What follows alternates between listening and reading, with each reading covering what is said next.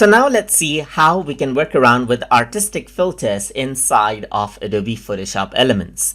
So to work around with artistic filters, I'm going to go around onto the filter menu when the picture is opened up. And then what you can do is you can go under artistic right here. And there's different sort of artistic filters that you can apply, as you can see right here. So if I were to go to colored pencil right here, just like this, then what happens is that I get colored pencil artistic effect right here.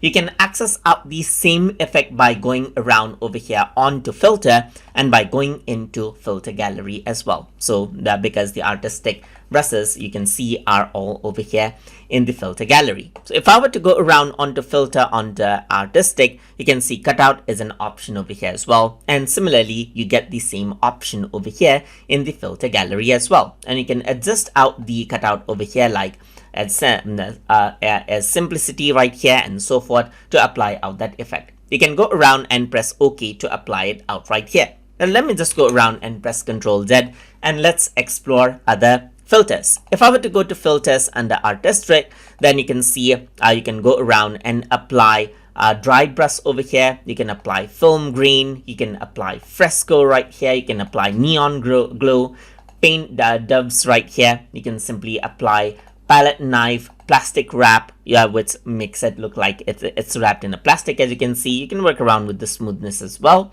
And then you can go around, apply poster as right here, rough pastels right here, smudge stick as you can see, spuns, underpainting, and watercolor. So according to how you want, you can apply out different artistic effect right here. And you can go around over here onto filter, onto artistic, and access out everything as you can see right here. Like you can go for cutout, for dry brush, you can go for film green, fresco, whatever option you see right here. You can see there's palette knife, there's plastic wrap, poster as, there's rough pastel, there's smudge stick as you can see right here. And as you click on it, it just opens it out right here.